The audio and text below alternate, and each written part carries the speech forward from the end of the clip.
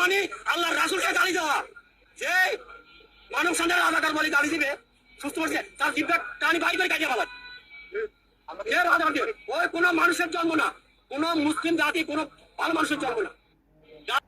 ও চাচা রে চাচা, কি হাদিস শোনাইলা।